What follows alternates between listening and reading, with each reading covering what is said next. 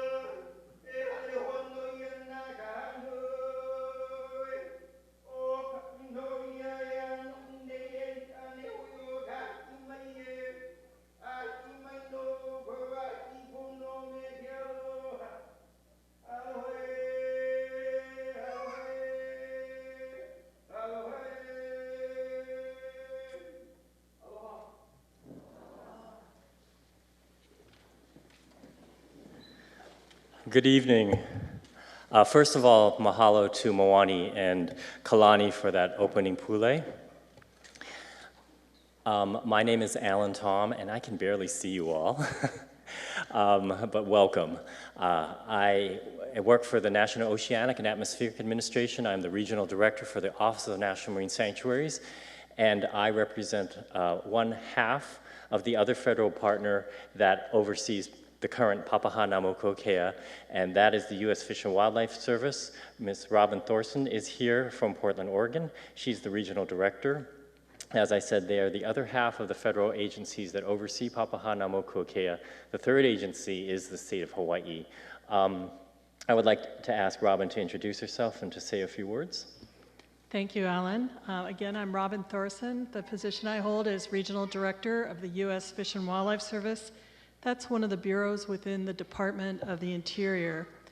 The U.S. Fish and Wildlife Service operates 22 national wildlife refuges in the Pacific, and we are a co-manager in 4 marine national monuments, including serving as a co-trustee in Papahanaumokuakea. I'm very pleased to be here today with Andrew Weiner and Alan Yamamoto from Andrew from Senator Schott's office and Alan from Senator Hirono's office, to be able to listen to the voices of the community. And I'm joining with Alan Tom, the NOAA Regional Administrator, for both of us to represent our agencies, to be listening in person and then sharing your comments with our offices in Washington, D.C., and a report on my part to the Secretary of the Interior. My strongest comment is to say thank you for the time that you took to be here to engage in providing public comment. For those valued comments and for your time, we are deeply grateful. Mahalo. Thank you, Robin. So we are here tonight because we care deeply about a place called Papahanaumokuakea. And as you know, we are here to take public comment on a proposal that was submitted to President Obama on June 16th by Senator Brian Schatz. In that proposal, he outlined a draft idea to expand Papahanaumokuakea, as well as discuss such issues as fishing and governance. If you haven't seen a copy of it, we do have a copy of the proposal out on the front desk, or you can go to the Senator's homepage. When that proposal was received by the President's office, the President then tasked the 2 federal agencies, the Department of Interior and the Department of Commerce, to hold public listening sessions as requested by the Senator's office. So that is why we are here tonight. We had a public hearing last night on Oahu. We had over 400 people attend and provide us useful information. I should mention that the 2 federal agencies that Robin and I represent do not have an opinion on this proposal. We are here only to listen. Your comments that have been received tonight, and others that have been received to us in the mail, will go directly to the Secretary of Interior and the Secretary of Commerce. They will review them and send them directly to the President's office.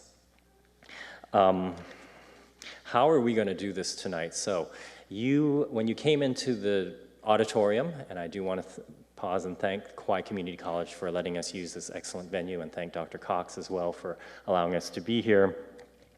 You were asked to fill out a white piece of paper to ask if you would like to provide comments. If you do, what kind of comments? Are you supportive, opposed, or undecided?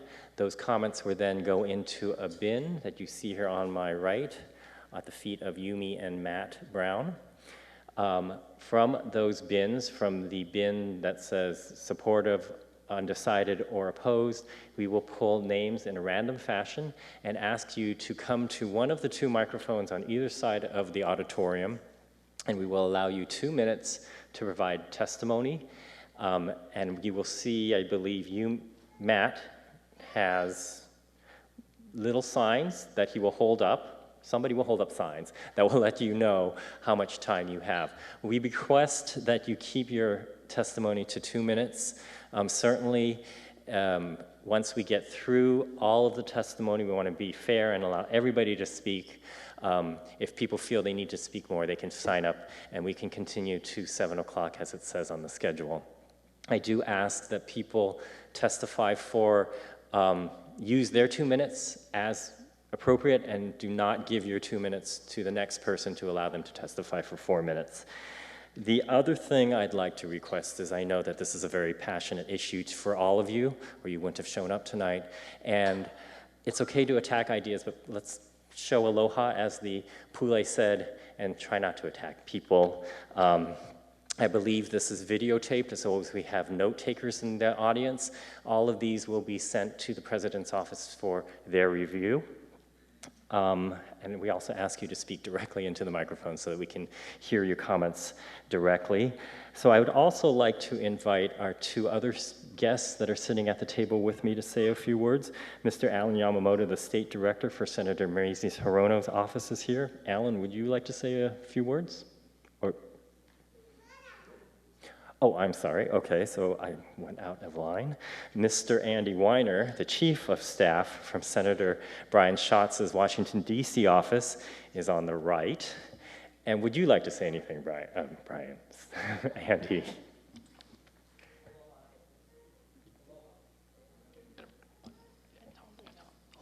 Aloha. Thank you all for coming here this afternoon, and the first thing I want to do is apologize for keeping you waiting. Alan and I had a little bit of difficulty with Hawaiian Airlines, which is something I'm sure many of you experience on a regular basis, and we are very happy, though, to be here. I'm here today on behalf of Senator Schatz. He wants to extend his aloha and thanks for all of you to attend this listening session on the potential expansion of Papahanaumokuakea.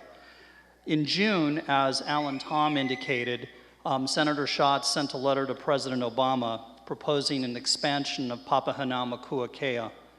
In that letter, which is available, and I'm not going to go through it in detail because it is available, the proposal contained suggestions as to boundaries, as to governance, and in particular, adding OHA as a co-trustee, and also a section on the necessary resources for managing and doing research and doing enforcement within the expanded monument.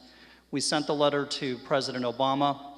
We asked that if there was an interest in possibly pursuing expansion, that he then schedule public meetings on Oahu and Kauai to get input from the public on this proposal and to provide your thoughts before he made up his mind. In response to that request, the President, as Alan indicated, asked the Department of Commerce and the Department of the Interior to hold these meetings, and we want to convey our thanks to both President Obama and the two agencies for setting up this meeting. As Alan indicated, the proposal that we're making is just that. The final decision-making process under the Antiquities Act is something that is exclusively within the purview of President Obama. And so the agencies will be taking back the comments that they receive, whatever letters, whatever testimony that they have, and in the end, it becomes a matter of what President Obama wants to do. He can decide to accept our proposal, reject it, or modify it in any way that he wants. Our role in this was to hopefully provide a starting point for a conversation, and last night, as Alan indicated, we had several hundred people on Oahu that provided that sort of input. So this afternoon, I'm here to listen. I'm here to take notes. This morning I spent a fair amount of time with Senator Schatz explaining what happened at last night's meeting, and I will be doing so again tomorrow morning after this one. So thank you. We look forward to hearing from you. Okay. Thank you, Andy. Alan, would you like to say a few words? And thank you for allowing us to participate to both the U.S. Fish and Wildlife and the National Oceanic and Atmospheric Administration. I have a statement that I will read from Senator Hirono, but first of all, just like Andy, I want to thank everyone for participating in the process. We do, again, apologize. A copy of a letter signed by 7 members of the Native Hawaiian community asking President Obama to start a discussion about expanding Papahanaumokuakea Marine National Monument, which would create the largest protected area on Earth. In May, the White House Council on Environmental Quality and other federal agencies came to Hawaii to meet with a number of local stakeholders about a possible expansion of the monument. The public meetings taking place on Oahu and Kauai this week will allow the Hawaii community to provide further input. Since this process has been initiated, I have been engaged with stakeholders across the state, and they have expressed strong opinions about whether we should expand Papahanaumokuakea Marine National Monument. Some have raised environmental concerns, others economic concerns, and still others cultural concerns. Some are in strong support, and some are in strong opposition. President Obama now has a proposal from Senator Schatz to expand Papahanaumokuakea utilizing the Antiquities Act. The Antiquities Act allows the president to set aside for protection, and I quote, historic landmarks, historic and prehistoric structures, and other objects of historic or scientific interest, close quote. Since the Antiquities Act allows presidential action without a formal process applying federal environmental laws, I appreciate the Obama administration's effort to engage the Hawaii community in the decision-making process.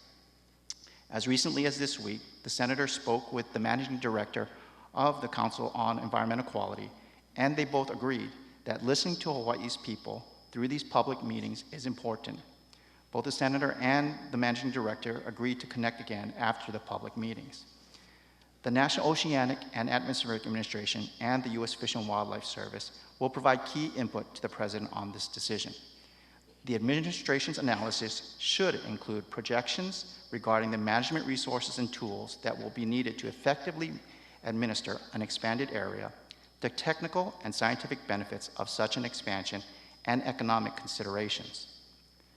While there is no requirement that federal agencies make their analysis available to the public before any final decision by the President under the Antiquities Act, I believe it would serve the public's interest for this information to be made available. Access to the same information will enable all of us to understand the basis for the President's decision on the expansion of Papahanaumokuakea Marine National Monument, especially as his decision will permanently affect livelihoods and our environment in Hawaii. Thank you. Okay, thank you, Alan. I want to make sure people understand that while tonight is the last night of our 2 public meetings, if you still wish to provide comments, if you've gone back and you wanted to read some of the literature and have feel you have more feelings to share, you can certainly go to the White House homepage, whitehouse.gov, and continue to submit comments to the President's office until such time he chooses to make a decision, if he chooses to make a decision on this issue. I would now like to invite Kathleen Clark, the Papahanaumokuakea NOAA's manager for Papahanaumokuakea, to say a few words about the monument itself. And while she is racing up here, I want to introduce Matt Brown. He is the U.S. Fish and Wildlife Monuments Manager for the entire Pacific area. So Matt, thank you for, he's going to be your timekeeper, so you need to get to know him. And I'd like to introduce Kathleen Clark. Aloha, aloha no kako, and good evening to you all. And I'd like to first and foremost say mahalo to all of you for taking the time to be here tonight. And I'd also like to recognize our elected officials and representatives of our elected officials for also taking the time to be here tonight. As Alan said, my name is Kathleen Clark, and I am the NOAA Superintendent for Papahanaumokuakea. We have been asked by our administration to provide you tonight some of the scientific findings that we have just begun to compile with regards to the resources of significance adjacent to the current boundaries of Papahanaumokuakea. However, before I delve into the data, I also want to acknowledge the importance of this sacred place to our host culture, the Native Hawaiians. The entire region is a cultural seascape that is filled with immense value to our Native Hawaiian peoples. The area is also an area that we are just starting to explore and discover. We do know that the area is an important nesting and breeding ground and resting ground for the Hawaiian green sea turtle and over 14 million seabirds. 90% of all the green sea turtles found throughout the entire archipelago are from these islands, specifically they breed and, nest at French frigate shoals, and they travel within and outside of the current boundaries of Papahanaumokuakea in which to do that. Of the seabirds, several are listed as threatened and endangered, and the northwestern Hawaiian Islands represents the largest and in some cases, the exclusive habitat for their breeding, nesting, and resting. The large and somewhat messy map that you saw out on the front that looks kind of like spaghetti, that shows some of the areas that the albatross in particular, both the Laysan and the Blackfoot albatross, travel back and forth through. It shows that the birds feed both within the exclusive economic zone, the 200-mile limit, and also far, far aflung from there. However, the area within the EEZ is of critical importance because when the albatross are sitting on their nests and feeding their chicks, they spend much shorter flights looking for their food and also a lot more of their time than they normally would feeding within the EEZ. Attempting to characterize the seabird interactions from fisheries inside and outside of the US EEZ is difficult, but data does suggest that the impacts inside of that 200-mile limit are greater than they are outside. We have just begun to explore some of the deeper ocean depths, that abyssal area that surrounds the current boundaries of Papahanaumokuakea, both within Papahanaumokuakea and outside of Papahanaumokuakea. To date, there have been only 8 manned submersible dives and only 6 remotely operated vehicle dives using high-definition video cameras to describe the incredible resources that are at depth outside of the current boundaries. The dives have collectively shown high densities of corals, sponges, and invertebrates on all dives, particularly on the ridges and seamounts or the hard bottom communities. Collectively, these observations suggest that high density biological communities at depth are widespread throughout the proposed expansion area in places where there is hard substrate and strong currents. Particularly noteworthy is that some of the high density corals that they discovered on one of the deepest dives they've ever done was to 400 meters, which suggests when they found the high density communities there, that these communities are much more widespread than was previously thought. Satellite data also has identified over 75 different types of seamounts or large structures that are within and contain high-density communities within that 200-mile exclusive economic zone. During these short and discoveries, there were a number of amazing discoveries that were noted. The largest gorgonian in the world's largest sponge, which is a new species and also larger than a minivan, and also a new species of octopus, which is fondly now referred to as Casper until it gets a different name. In addition, they also describe some of the longest living animals in the world, including some black coral species that are approximately 4,500 years old. Imagine that those corals have been around for as long as the pyramids in Egypt, and what stories they could tell. In addition to the benthic communities, we also know that the monk seals forage in the northern part of the atoll's areas, both within and outside of the boundaries of the current monument. You can imagine the surprise of the pilots of the manned submersible approximately 10 years ago when at about 500 meters, they looked out their porthole and there was a monk seal looking in. What that did was it basically showed us that monk seals actually dive deeper and travel further to forage than was previously known before that. Midway Atoll, as many of you know, was a critical air and sea battle during World War II and basically turned the tide of the war between the forces from the United States and Japan. This battle that was fought from June 4th to June 7th of 1942 was a pivotal component of what we still have and reflect on in the northwestern Hawaiian Islands. Efforts to discover and interpret the protected and sunken heritage resources associated with the Battle of Midway are ongoing. To date, there have been 2 successful deep water surveys for maritime and archaeological resources outside of the current boundaries, but inside the 200-mile EEZ. In 1998, Robert Ballard discovered and located the wreckage of the Yorktown, the USS Yorktown. And in 1999, the Nikos Corporation conducted a survey and found remnants of part of the carrier, the Kaga.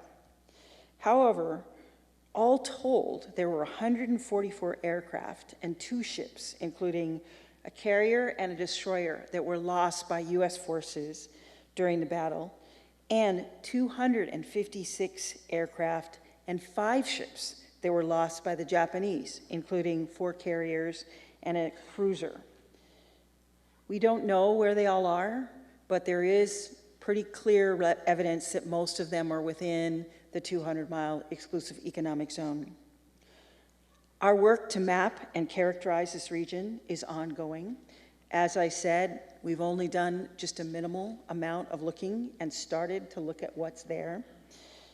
We expect to find new discoveries on every dive, just as we have up until now, because so little is known about the abyssal depths of the ocean overall. So stand by and wait to see what else we discover as we continue our exploration. Mahalo.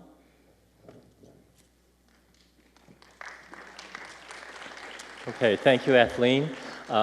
One thing I did forget to mention is that video that's being shot right now will actually be posted on the Department of Interior's webpage, as was last night's video, so that people can take a look at what was said at these meetings. I will now let Matt start to introduce our speakers. Okay. Again, thank you all for coming. One note, all comments, whether you speak tonight or not, all comments written or spoken will be read and considered by the secretary. So if you're not comfortable speaking, your comments will still be heard. As we start the comment period, as Alan mentioned, everybody is given 2 minutes of time. We ask you be respectful of that time so that we can hear all of the commenters here today. There are folks sitting in front of each microphone.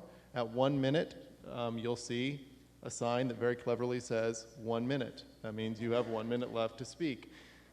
When you have 30 seconds left to speak, 30 seconds comes up. And when your 2 minutes is up, mahalo comes up. So when you see the pink come up, that means your 2 minutes is up and you're taking the time of the people coming behind you. We want to be balanced and we want to hear all sides of the issue. So as your name is called, if you are for the expansion, you'll go to the microphone on your right side of the stage. If you're against expansion, you'll go to your microphone on the left side of the stage. So I've been told we're going to go the other way around.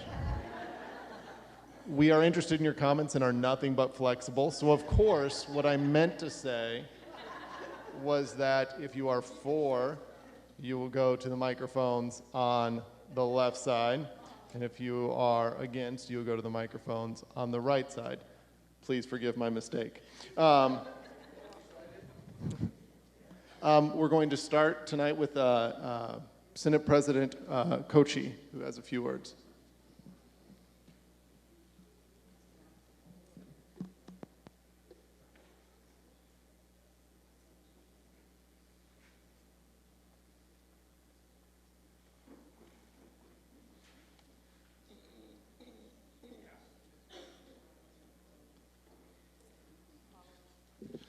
Aloha. I'm not going to read my testimony, but I will say that when I looked at the Pew Trust map in April at a meeting in my office at the Capitol, I sent a letter to the president in opposition to the expansion and was very concerned about the impact on fishing for the fishermen here on Kauai. When Senator Schatz talked about his proposal, and I looked at it after receiving numerous communications for the expansion and in opposition to the expansion, I believe that it presented a middle path where we could achieve the goals of environmental concerns and preservation for future generations while addressing the fishing concerns, because it certainly had a significant mitigation to the impacts of the fishermen of Kauai. And so I'm here to say that in the map proposed by Senator Schatz, I think the middle ground can be achieved, and I'm here to say I'm in support. And I would just read the second last paragraph I had in my testimony. Please be advised that my support for Senator Schatz's proposal of the monument expansion compromise is with the understanding that there would be no future expansion. Thank you. Thank you. Thank you, Senator. If you're undecided, you can go to either microphone. Thank you, Alan. So we're going to call names off 5 at a time to allow people to move to the microphones. You don't have to speak in the order you're called, but we'll call 5 names, move to your microphone, and we'll go back and forth as we go. Ray Songtree, Lynn McNutt, Ed Evisui, Wilma Holi, Nina Manasevich, Maka'ala Ka'amoana, Kavika Riley, Mike Coots, Leilani Jocelyn, and Puanani Rogers.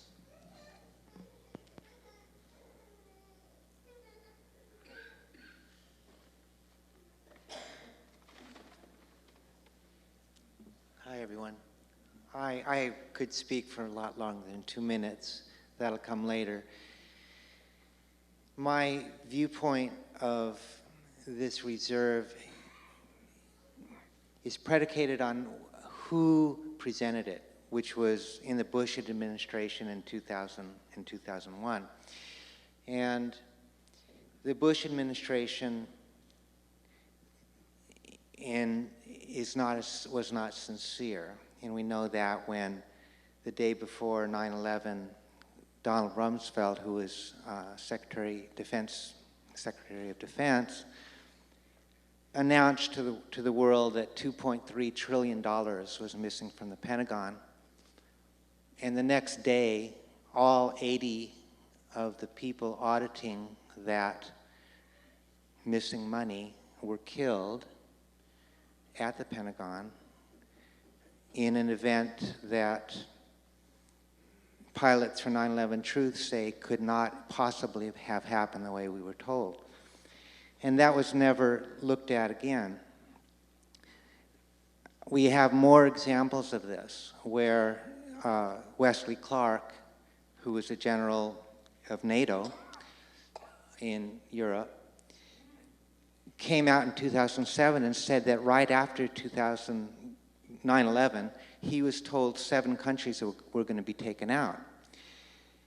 And sure enough, some of those countries have been taken out since. So we see this long time planning. This monument is not what it appears to be. It is a military refuge. It's being cloaked as an environmental refuge. Now, I have a degree in conservation of natural resources. Okay, no one loves the earth more than me, okay? So I'm at the end of my 2 minutes. I have a lot to say about this. I produced a pamphlet on this. It's on the table out there. And if I get another chance to speak, I'll talk some more. It also discusses Avaz, this organization. Thank you. Okay, thank you. And one thing to help the note takers, when the speakers come up, if they could restate their name before they begin their comments, and after they state their name, we'll start the timer.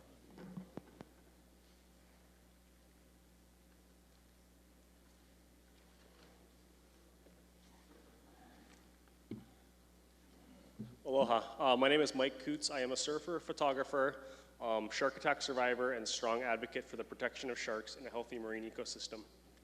I born and raised here on Kauai, and I'm in full support of the expansion of Papahanaumokuakea. I truly believe a large, hands-off swath of ocean will ensure we have a healthy, diverse marine ecosystem. I can understand some points critics make of the expansion, but if you remove all the rhetoric, all the politics, and strip it down to its very basics, we're talking about the preservation of our most critical resources, and if we look at it 10, 15, 20, 50 years from now, it's obvious that this expansion is incredibly pono for a healthy, bountiful ocean. Growing up in Hawaii, I'd often hear how aloha someday will save the world. With Hawaii home to the largest protected area in the world and life on land intrinsically intertwined with the health of our oceans, Hawaii very well one day could be an instrumental player in reducing the collapse of major systems of pelagic fish, coral bleaching, biodiversity, and keeping apex predators from extinction. Thus, Hawaii can truly be of help to save planet Earth. And this is something that people of Hawaii should be very proud of. Thank you.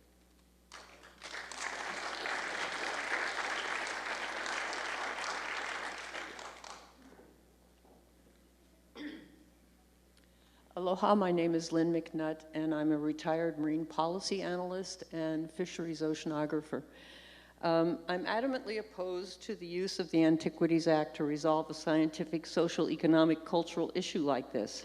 Misuse of this act bypasses science, economics, and cultural impact studies and does not take into account issues of environmental justice. I am also very disappointed that anyone opposing the process, as put forth, is branded as anti-conservation. This is not true, and it tries to make a black and white issue out of a concern that has more than 50 shades of gray.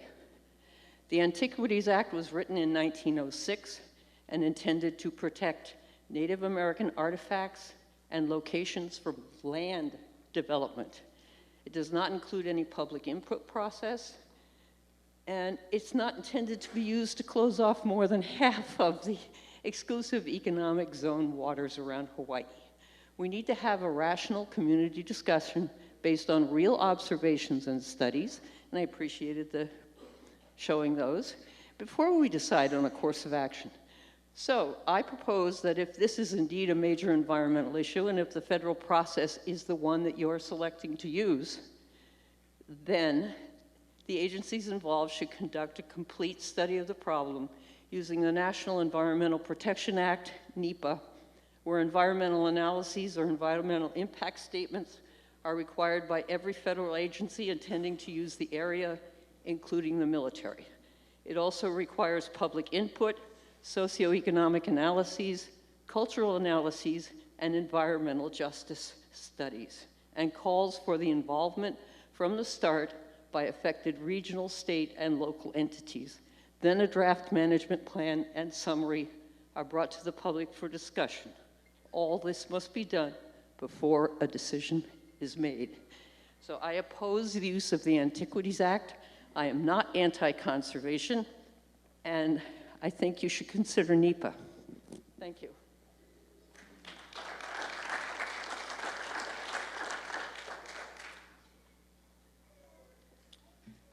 Aloha mai kākou. My name is Kavika Riley, and I'm the Chief Advocate for the Office of Hawaiian Affairs.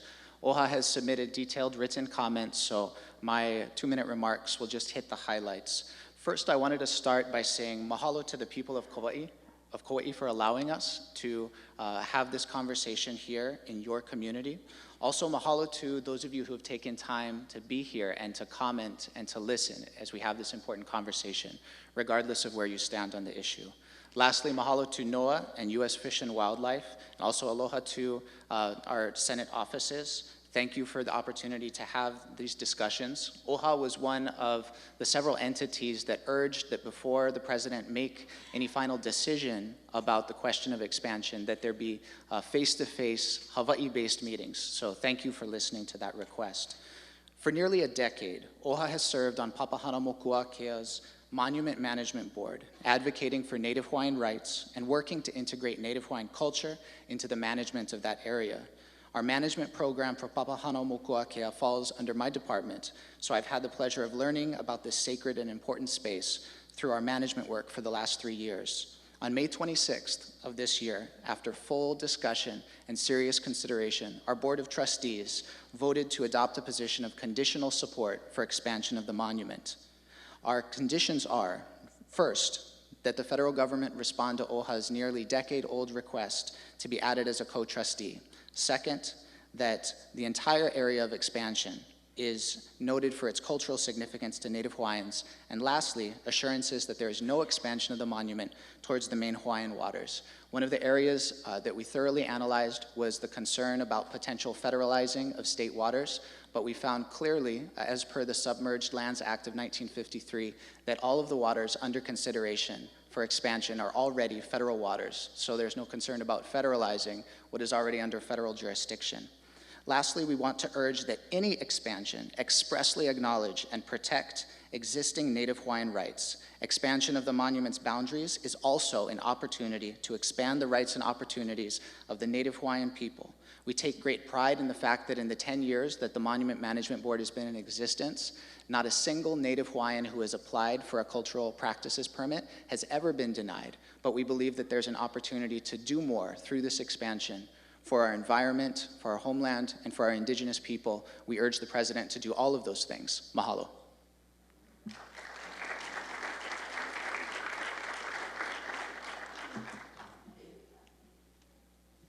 Good afternoon. My name is Ed Abasui. I had the opportunity to speak last night and was one of the first ones up. And I think it's more important, really, that we hear from the people of Kauai. So if I could be put at the back, I would appreciate that. Would that be okay, Mr. Brown?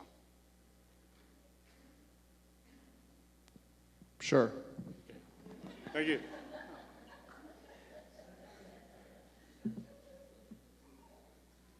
Aloha, my name is Nina Monasevich. I've been a resident of Kauai since 1978, an avid scuba diver, and like Mr. Coots, I think those of us who have been scuba diving and seen the horrific degradation of our ocean ecosystem have a very personal kuleana to speak up for our ocean inhabitants. I'm going to start with some facts, published peer-reviewed science. 95.5% of bluefin tuna are gone. We've eaten them. 90% of large fish are gone. We've eaten them. All species of sea turtles are endangered or threatened, mainly from fisheries bycatch. Most whale species are threatened or endangered.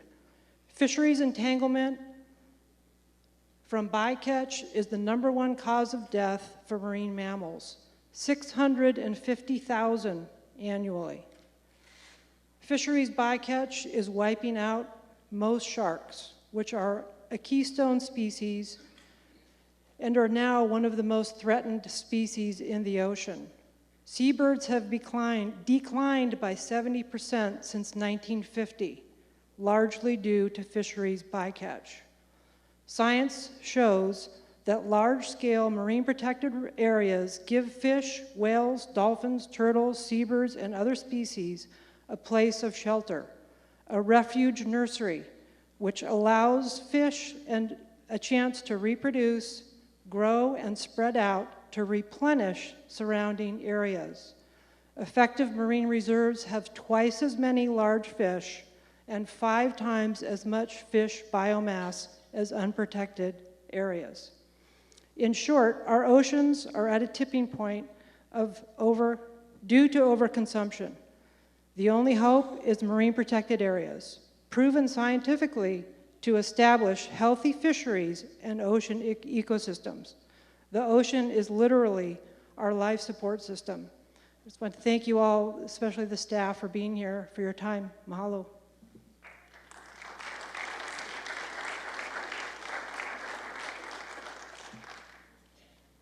Aloha, I am Maka'ala Ka'amoana, I am Keikio Ka'aina.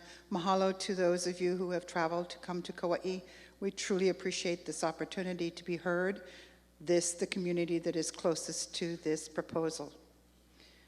Our Hawaiian family urges you to accept the proposal by our Senator Schatz to expand the Papahanau Mokuakea Marine National Monument and World Heritage Site.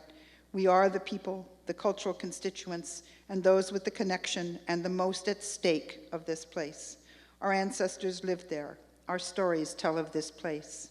We have made the sacrifices to protect this, our heritage site, and we are asking you to expand the protections, the opportunities, and the future of this incredible world resource. We know the unique qualities of Papahanau Mokuakea might never be fully recognized, but of those we know, they are each and all precious to us and the earth, our past and our future. Your Hawaii roots require you to fulfill an imperative kuleana when you are able, and you are able to provide needed protection in this place for us all. Please show your support for pono fishing and expand Papahanau Mokuakea. Please demonstrate your understanding of the need for investment of resources and expand Papahanau Mokuakea. Please leave a lasting legacy for the world and expand Papahanau Mokuakea. Mahalo.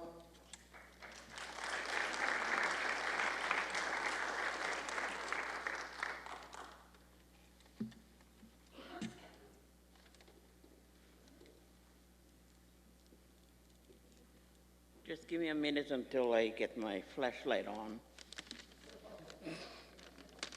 lighting is kind of bad in here, so I need to turn my light on. Okay. All right. I'm in support of the expansion. I have been a member of the Cultural Working Group since its very inception, which is more than 10 years ago.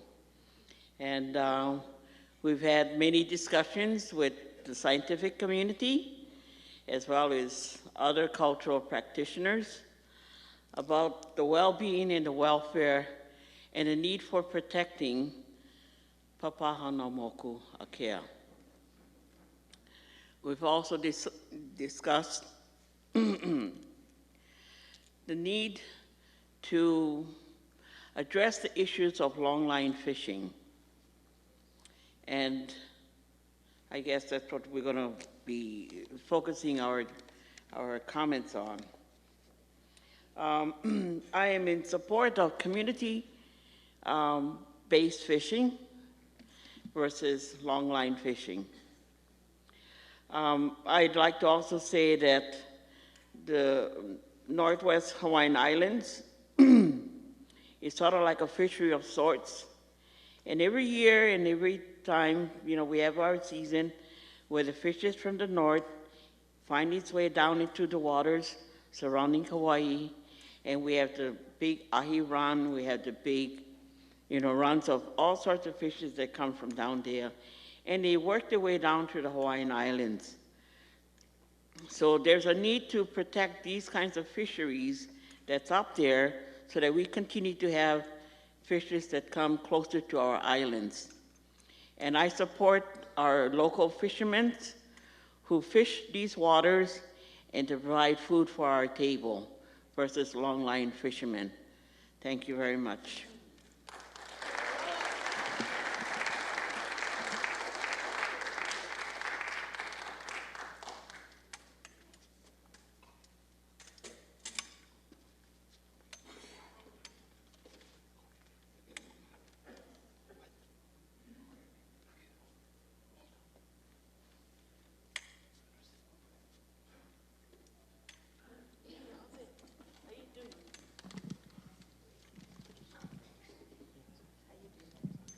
Okay, so we'll call the next rounds of names. Again, against to your right or to your left, and undecided can go to either microphone. Again, you can just queue up so we know that there's people waiting to speak as we call the names. And here come the next round of names. Shane Cobb Adams, Dr. Carl Berg, Keith Robinson, Bruce Geddes, Valentine Ako, Presley Wan, Havane Rios, and Ruth Aloha.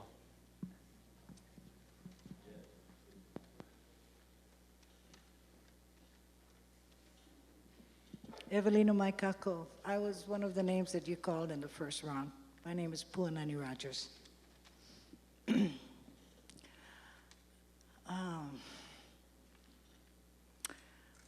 I'm not for, I'm not against, I'm in the middle. I am totally undecided. Hawaiians call that kanalua.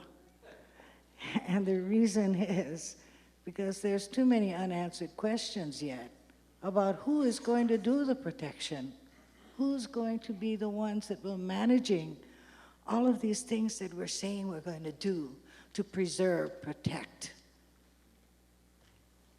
Anybody can answer that? Okay, anyway, I'm for it because I am for the preservation, the restoration, protection of our Papahānaumoku. Our Kohawa'ipai is the name that I always knew it was called. That's our archipelago, Kohawa'ipai o Hawaii. And, but I'm against having the military have free reign within the Papahānaumoku, because we know that they're the worst desecrators and destroyers of our planet, of our world, doing the exact opposite of what our hokulea is doing, which is going around to educate our people on how to malama our honua. not the military. They're totally the opposite. But how come they have free reign to go into the Papahanaumoku areas and do whatever they want to do? And we, Native Hawaiian cultural practitioners, are not allowed to go there. And you have to go through this huge process of permitting for you to get permission to go and fish there. Is that fair? I don't think so. I support what Lynn McNutt said about the Antiquities Act. I think that was heavy. When I first heard about that, I thought, how unfair is that?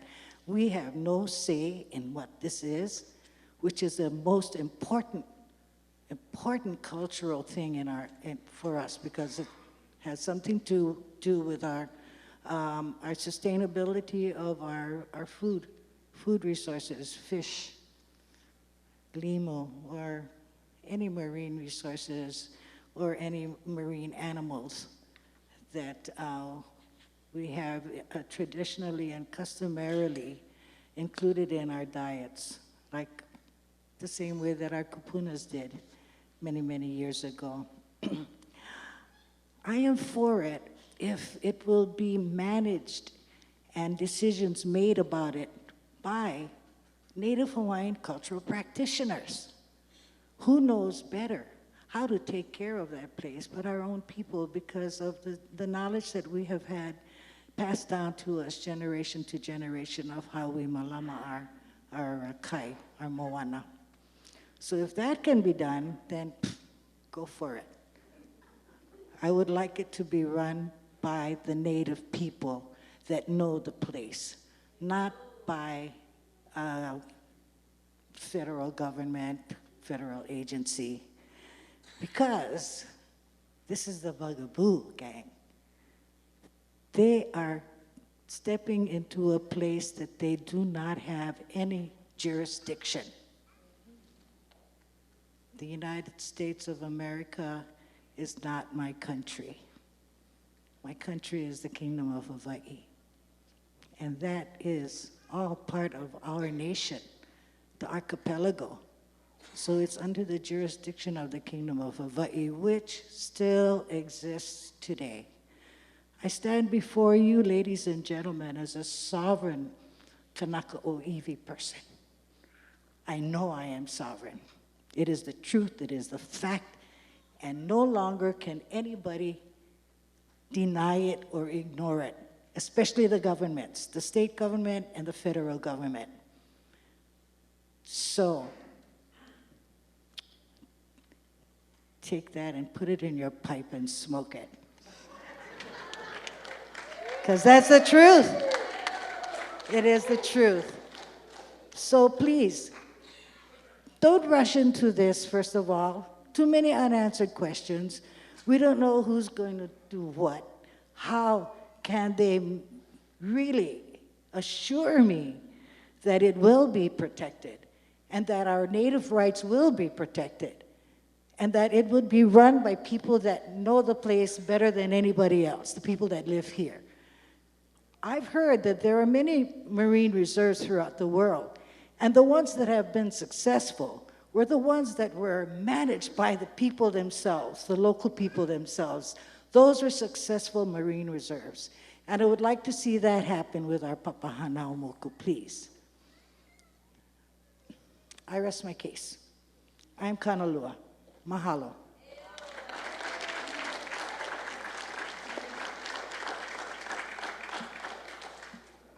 I also, with my auntie over there, missed the first round, and I was one of the names on there. So, but I think it was meant to be that way because everything she said is touching on pretty much what I've got, but then I go also into a little more on the resources side. But about illegal governments going on and everything in there, that is kind of where I'm getting at. And so, oh, don't worry, you know who me is. My name is Leilani Jocelyn, and now I will start my my thing right now.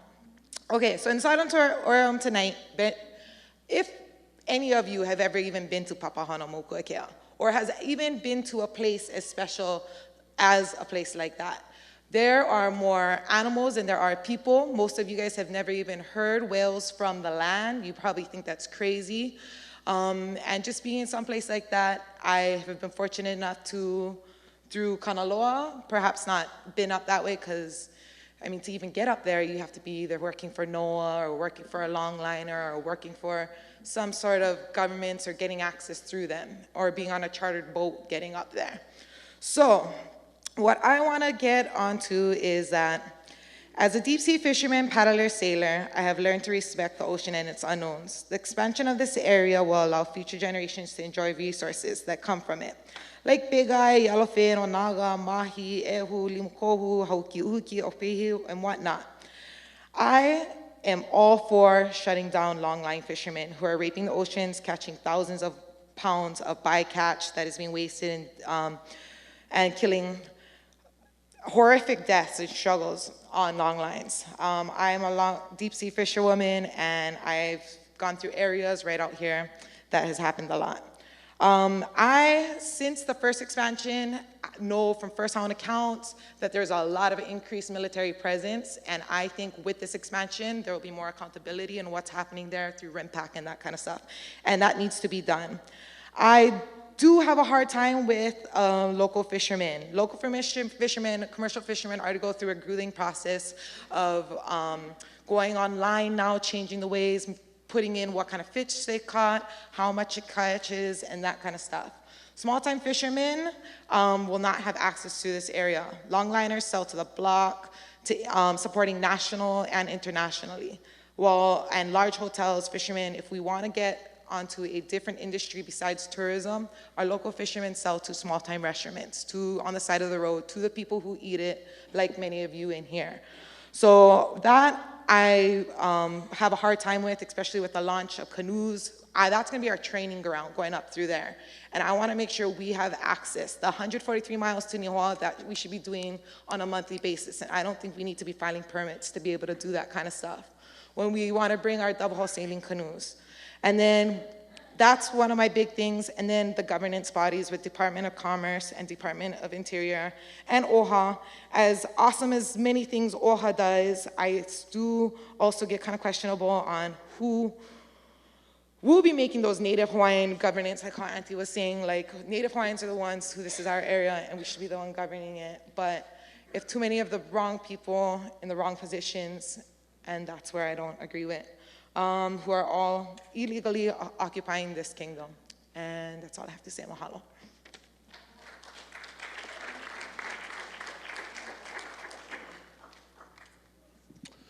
Aloha, my name is Shane Cobb Adams. I'm undecided. So I just want to kind of lay out some information so that people can maybe get informed, because it seems like most people are not. Because I hear a lot of talk about marine conservation, but that's not what the Antiquities Act is about. The Antiquities Act was passed by Theodore Roosevelt to protect places like Mesa Verde and Chaco Canyon in New Mexico. Mesa Verde is in Colorado. It was designed to stop grave robbing by the private sector. And if you read the Antiquities Act, Section 3 explicitly tells you who's in control. And who can grant permits to dig things up, to excavate, to access those antiquities, right? Because that's what America calls iwi. The iwi of our kupuna under American law are antiquities that under the Antiquities Act can be permitted for removal by the Secretary of Defense, the Secretary of Agriculture, and the Secretary of State. So all my Kanaka brothers and sisters out there, I just want you to remember, try to think back when the DOI came out for rulemaking on Department of Hawaiian Homelands over the last 2 years. 98% of Hawaiian testimony was against it. Orally, 55% of the written was against it, and the DOI went and passed it anyway. So how can we trust them to do anything for Hawaiians and guard anything when they've already shown their propensity to stomp on our rights, ignore what we say, and do what they want anyway? That's a question everybody should be asking themselves. right? Because do we want the Secretary of State granting permits to go dig up Motu Mana Mana? What I don't hear anybody talking about is the real value of how Auntie said, Ko Hawaii Pai'aina, the Pacific Northwest Islands. Motu Mana Mana is a spiritual burial ground. That entire island is nothing but heiau with iwi buried on it. Hawaiians from this island used to make a pilgrimage in the Wākahiko up to Motu Mana Mana every year, the way Muslims make their pilgrimage to Mecca, the way Christians make their pilgrimage to Jerusalem. You guys are talking about federalizing our Mecca, our Jerusalem. Nobody's talking about the spiritual implications of this, because that's the real value of Ko Hawaii Pai'aina and the Pacific Northwest Islands. This cover story of money and fishing and resources is all fine, because I believe in conservation, and yes, we need the longliners out of there. But is the cure worse than what we have now? Are we opening ourselves up to DOI oversight and management, where now they can get a permit so that the Smithsonian can go do what they want if they want to? We have no input on the control structures, and so I would support making it safe if Hawaiians were in charge, like Auntie said. And so what I want to say to you two guys, yes, Mahalo, what I want to say to you guys, because I want to know who's the decision makers here. My inkling is none of you, because this is all a dog and pony show. But if you're going to take a message back to your bosses, there's been 2 instances in the history of America when the Antiquities Act was curtailed and weakened in a sense, that it had to come under a lesser power. And those are Jackson Hole, Wyoming, and Alaska. And what happened in those cases was that the Antiquities Act and the monument that was in question, the Jackson Hole monument was reversed and turned into a national park. The Alaska one also became part of, I think, ANWR. They curtailed the power of the Antiquities Act and amended it so that whatever monuments were passed now in Wyoming have to be approved by the Wyoming people and the government there. Same thing in Alaska. And so I would ask, if you're going to use the Antiquities Act, because really, I don't think we have any control over it. They're going to do what they want to do. Obama's going to do what he wants to do. But if we could get one thing, it would be to curtail that Antiquities Act and add that requirement, just like Wyoming, just like Alaska, that Hawaii has to be asked. And that control mechanism be added to the implementation of the Antiquities Act for Papahanaumokuakea, so that we, the Hawaiians, the Kanaka Oiwi of this aina, can have a say in the management, because that's what's important to us. Mahalo.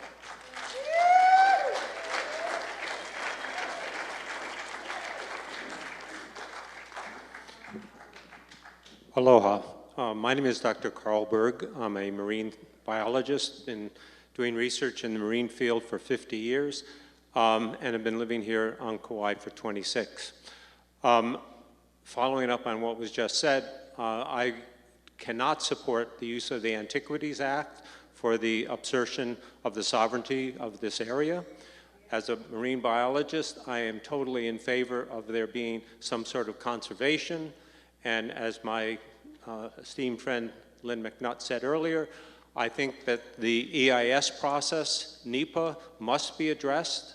I don't buy into the need that we must pass this through the Antiquities Act right away to make a good face at the IUCN meeting. That's no justification. I don't think we should run this quick through so that President Obama looks good. Although I love the guy, I don't think that's a justification for taking over complete management of this area by the federal government. I think that if a full EIS is done, including, as Lynn McNutt said, the idea of environmental justice, what this will take into account, the cultural aspects and the sovereignty aspects that are most important here. One last note, I see quite often that there were 1,500 scientists who wrote in support of that. I ask how many of those are Hawaiian. I ask how many of those are marine biologists with a knowledge of this area. I ask, are there any cultural impact or any Hawaiian studies scientists that were involved in that? It seemed to me that it was misleading to use the scientist designation. Thank you very much for the opportunity to speak. Mahalo.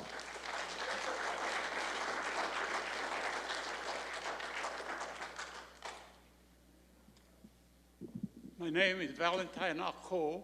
I live in Rinse Puakea, and I'm 90 years old. I was a fisherman when I was 7 years old, and I fished all over the Pacific, even on the mainland, on those big tuna clippers as a fisherman, and did a lot of longline fishermen on the Fish and Wildlife. When they initiated Fish and Wildlife, I became one of the navigators on their ships doing research.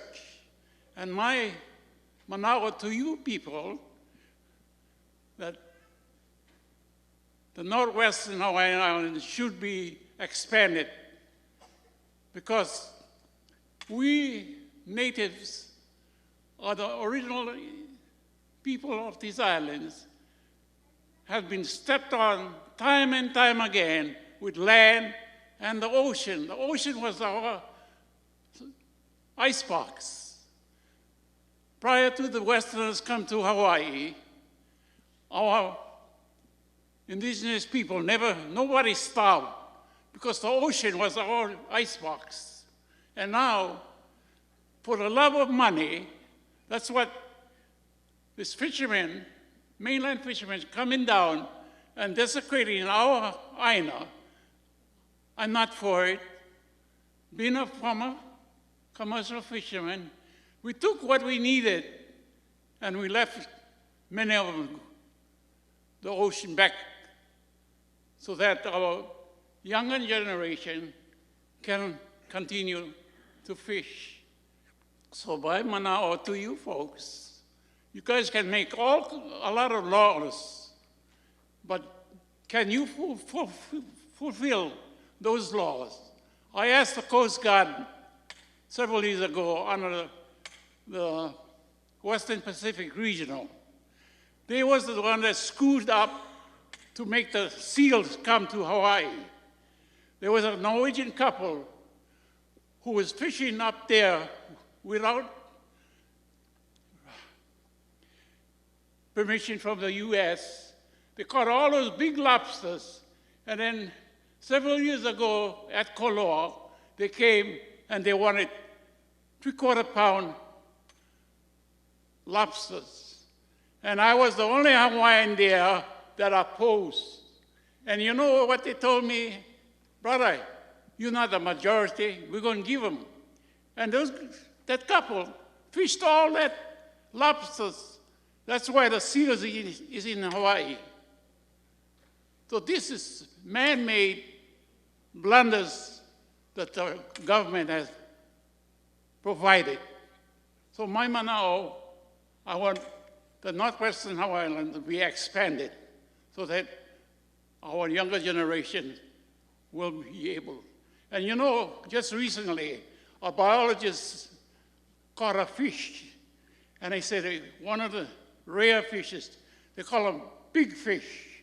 And you know, that fish, we catch them in Kona.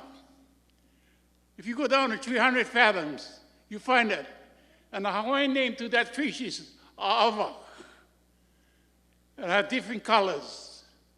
So as far as these biologists coming from the mainland and telling us that that is rare fishes, it's not. We've been catching it from the time I was a little boy. And the name is A'ava. Let you guys know. Aloha.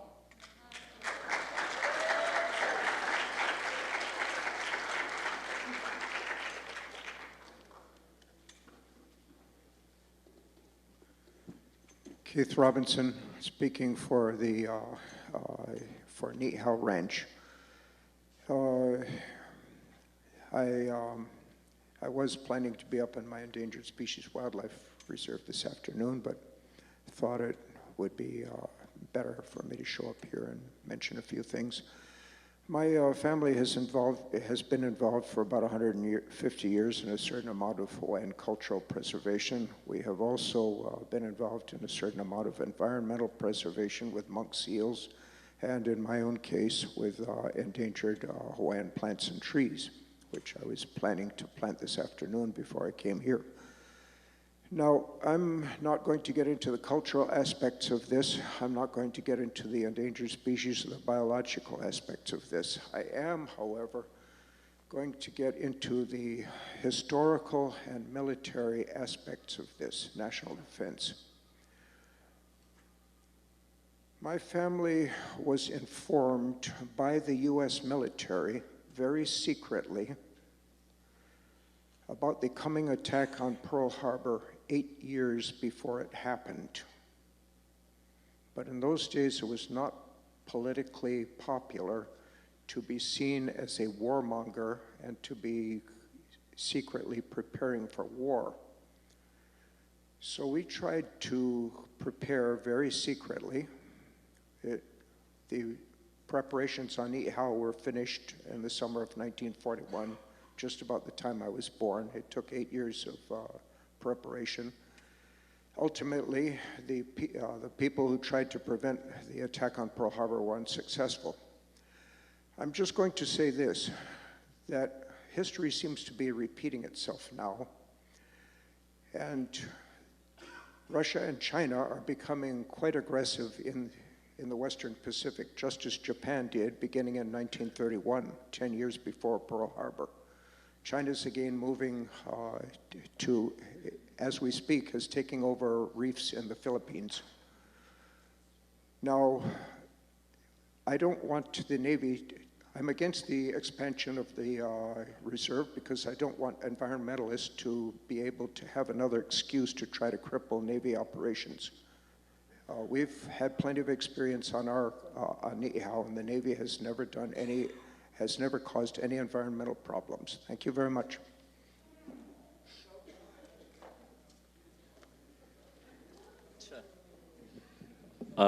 Bruce Geddes. Interesting, after Keith. I'm opposed against the expansion completely, but I'm not too pro-military. 2 tours in Vietnam soured me. All my arms deals we did with the Shah of Iran. We sold them 15 F-14s, stopped bombing Ho Chi Minh Trail for 2 weeks. Nobody know what's going on. I don't trust the military, the federal government. I've been involved in the fisheries up there since the 60s. All the way midway north, up where China used to do a big bottom wrong line up at Emperor Seamount. We used to go by see them, and the fishermen, before they did this limited entry, and then next thing we know, they decide to make a monument, I thought statue or whatever, monument. Nah, I just don't buy any of it. There's no fishing problems up there. Hook and line. Hawaii's always been just hook and line. We're called sport fishermen, you know. No more net, no more seine, no more massive nets. A lot of people don't understand flag line. I did flag line for years, tar line, old style. There's a lot of misunderstandings in that. I think they're running too far forward, decide, oh, Antiquities Act, we go sign this paper.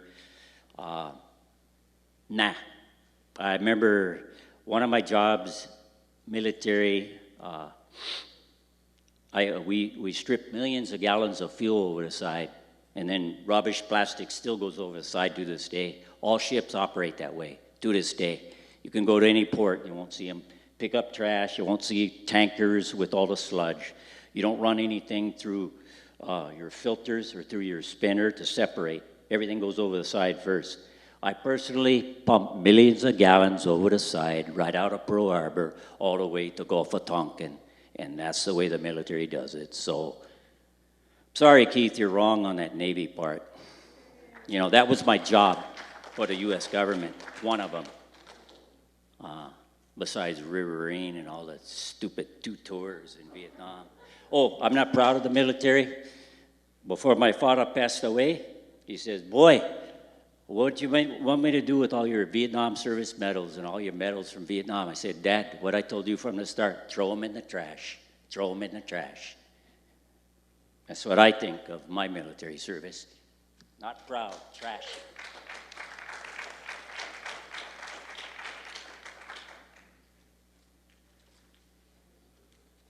Aloha, my name is Presley Wan. I'm part Hawaiian. My Hawaiian side of my family comes from Ha'ena, Kalalau, and my great-grandfather claimed that his family came from Nihoa. So in 2010, I had an opportunity to go and visit our place. And so I'm here in support because I feel it's a kuleana that I have to protect that place. I am for local farming and local fishermen. I wouldn't be here standing in front of you folks and not saying this. I'm for OHA being a co-trustee, elevated to a co-trustee part. So us Hawaiians, we have at least have a say. You know, regardless, we can talk federal and all kind of takeovers all day about the conspiracies and everything. We could talk all day. But the bottom line is, I'm here because we are offered a co-trustee part in OHA. I think one of the fears that I hear is, you know, taking away jobs for fishermen. Some of the statistics that was, if you go on Pacific Island Fisheries Council, you can see the statistics from 2014 where the longline fishing industry set 47 million hooks. Okay, so I'm not a scientist, but it doesn't take much to figure out there must be a lot of bycatch. So again, I'm supporting local fishermen and I'm supporting the expansion. Mahalo.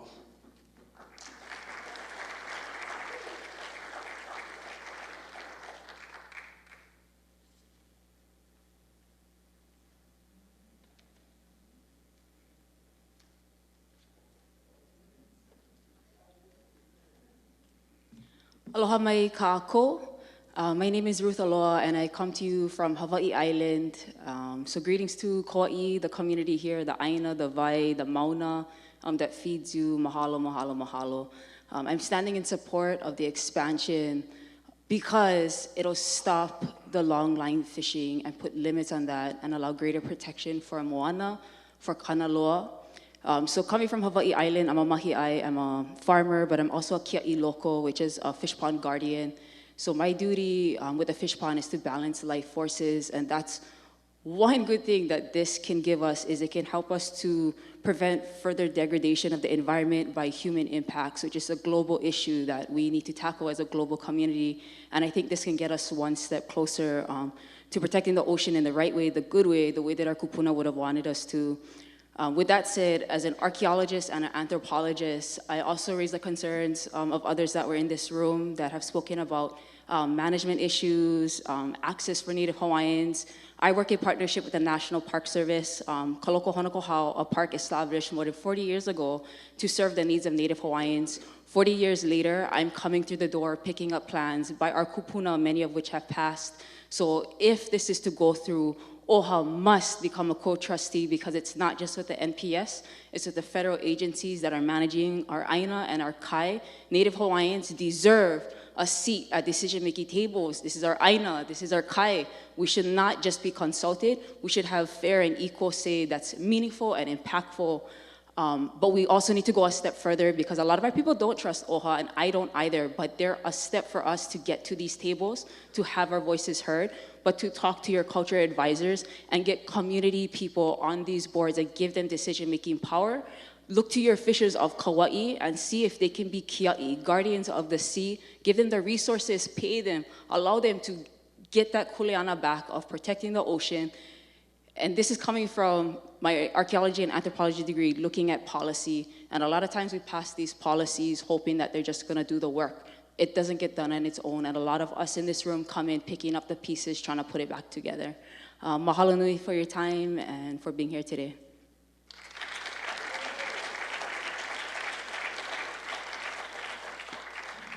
Ano ai me ke aloha nui a kākoa pauloa o wau o Hawane o mauna awa ke aku mauna o ko hako hau a me ka ku'u ka Hawaii no ho'i o ku'u aina kulaiwi o pu'u kapuai mea no ho'i ku'u aina a o holani ku no ho'i ku'u aina kupuna. Aloha no kākou. Aloha. My name is Havane. My mountain is Mauna Kea. My river is Kohakohau. The land that raised me is Pu'ukapuai Mea. My ancestral land is Holaniku, Kire Atoll in Papahānaumokuākea. And I am here acknowledging the kupuna of this land, the people of this land. I am from Hawaii Island, and I step on this land with honor and reverence to all of you. I spent 7 months out in Papahānaumokuākea. I laid my prayers down there, spoke my language, reclaimed my individual sovereignty in the last atoll on the Hawaiian chain. And in that way, through my songs, through my chanting, I reclaimed this healing that I needed to feel out there because I saw the devastation, the tragic devastation of what the military has left throughout these islands, not just in Papahānaumokuākea, but we're still seeing it in our main Hawaiian islands. I want to know that this place, this sacred Aina Kupuna, the place of our ancestors, the place that is called Po, where we come from and where we go back to, will be protected from the hands of the military. They have gone in, and I have seen the trash, the chemical PCBs that they have left on that place. I want to know, and I want to hold you accountable, that they will not have free range in this place.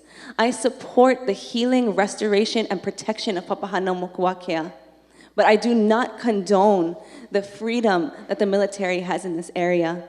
I want to know that OHA will have a real voice here, and that we will hold OHA accountable as the people of Hawaii, that my voice will matter, that the people's voice will matter, that our children's voices will matter when it comes to protecting this land and this ocean, which is our literal ancestor. We are still here. And so you still have to listen to us. OHA still has to listen to us. I do not put my trust in these agencies because they have proven time and time again that we cannot trust them. So it's up to you. We put it in your hands. You now have to regain the trust of the people so that we can work together in every single community, all the way to Hawaii Island, to protect this place. So I invite you, please come to Hawaii Island, because we care so much about our ohana on Oahu and Kauai and what they think and believe. And so please come and listen to what our island thinks too. We offer this, my ancestors to your ancestors, with a good heart in a good way. I want to know how to weave this path of healing for all of our islands. Meka mahalo nui loa ihi. Aloha.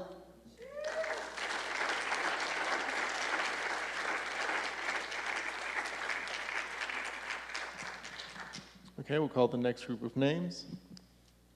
Greg Holtzman, Ed Ebisui, Matt Bernabe, Stuart Monroe, Clayton Kubo, Lisa Crampton, and Haley for Ed Kaimi.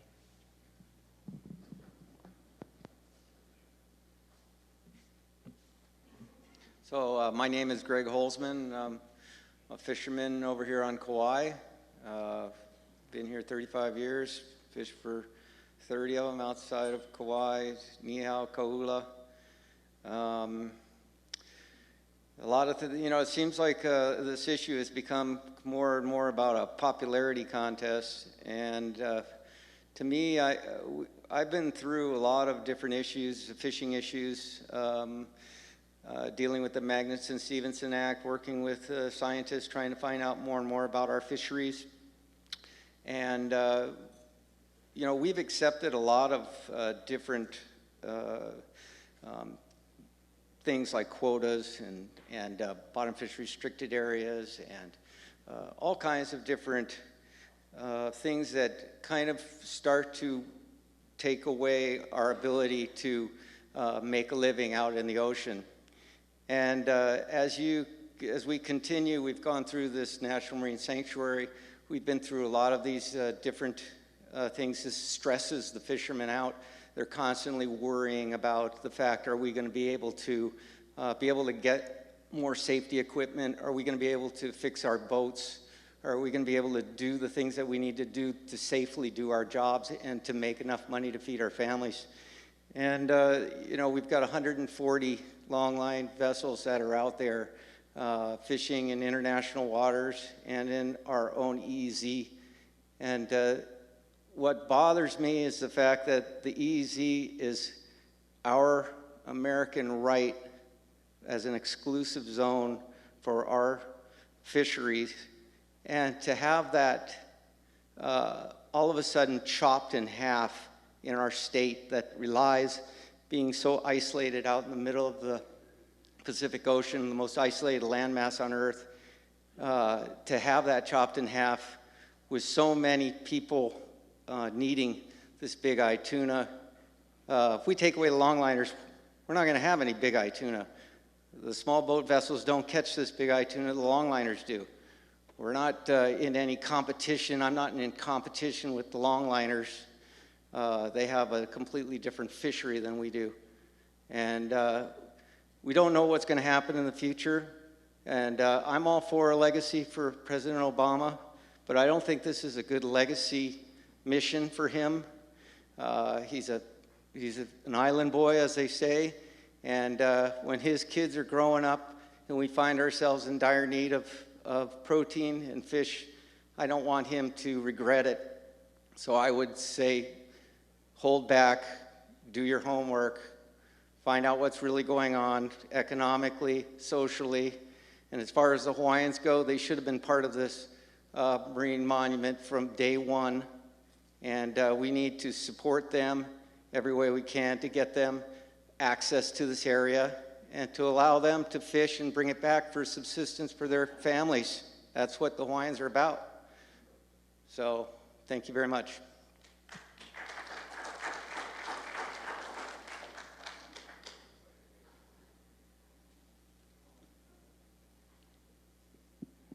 Good evening. My name is Ed Abasui. I'm a resident of Oahu, fisherman, also chair of the Western Pacific Regional Fishery Management Council. I'd like to spend my 2 minutes talking about my personal experience with the monument process. And this goes back to 2006, when President George Bush designated the monument. Basically what he did in 2006 was to overlay the monument over the protected species zones that the council had established back since 1986. And that became the present boundaries for the monument. At the time, in 2006, I did meet with CEQ representatives, and they, you know, one of the fallout of the monument was that people like Mr. Holzman, who was bottom fishing the northwestern Hawaiian Islands, had to stop fishing. And, you know, that was one of the concerns that we had was, you know, why eliminate a perfectly healthy, responsible fishery? But as things turned out, the bottom fish fishery in the northwestern Hawaiian Islands went. And CEQ's response was, what's the big deal? You can import. You know, whatever Mr. Holzman used to bring in but can't bring in anymore, we can import. That was true. The imports did come in, except that the imports came and still come from Indonesia, the third highest ranked IUU fishing country in the world. On top of which they participate in slavery.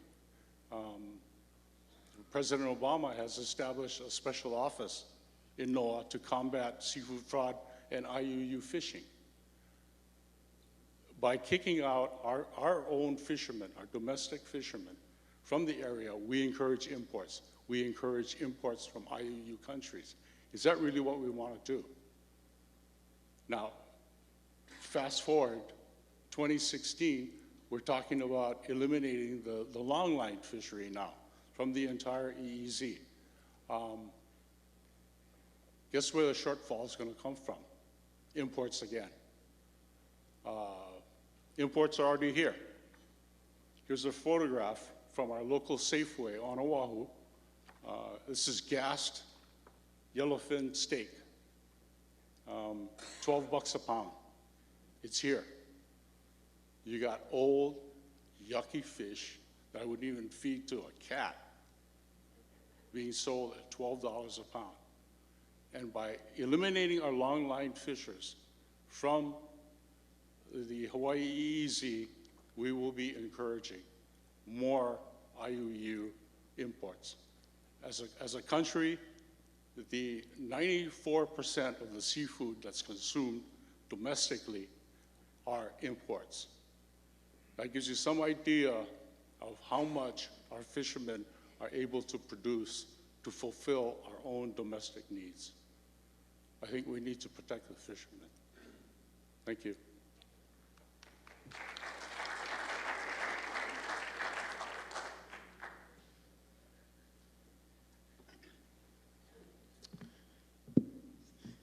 Matt Bernabe for the record. I came here today undecided, mostly because I didn't know enough. I haven't paid attention to this issue. I've been distracted with some other issues. But since I've been sitting here and listening to all the testimony, you know, both sides have some valid points. You know, I don't trust the Navy as well. Hawaiians have a valid point when the ones that oppose them and have skepticism. But the one thing that I was listening to sitting in the back of the room is that this area is already under federal control. It sounds like we're gaining it back into some kind of control. However, with that said, I asked out in the lobby, you know, what's the rules for this region? Oh, to be determined. I joked about it, but I was kind of like dumbfounded. I came here to get informed, and yet there wasn't any information for me to be informed with. So just right there off the bat, I'm a little concerned. You know, OHA, I trust our representative, Kauai. I cannot say that again for the whole organization. I cannot say that for the state, and I really cannot say that in this regards to the federal government as well. Everybody in here that has reservations, get with our Kauai trustee, pressure him, support him, so that we can get the rules and the guidelines or the metrics to get this right. As far as what I'm seeing, I gotta support it just because it sounds like we're getting something back. I would like to see the Navy not participate in exercises in there. And oh, by the way, I'm just amazed I came here for that story from Mr. Robinson. That was mean. Wow. With that said, though, you know, let's get it right. Let's get it right. Oh, and before I leave, I'm a shoreline fisherman, and I do go on boats. But when I saw the placement of the buoy right on the outskirts, maybe we could add another buoy for these bottom fishermen. I'm a shoreline fisherman, but I do go on boats. One of the things that sells me hard is I understand when I was grumbling about in the past some of the things that was being proposed. One of my friends from Molokai told me, hey, you know what, Matt? Molokai never had fish before. Oahu guys came, they raped the whole island. When we put our moratorium up, half island off limit, half island on limit, the fish came back. And that came from a Hawaiian that had educated me. So sometimes we need these decompression regions so that we can stock the rest of the waters. Anyway, thank you very much.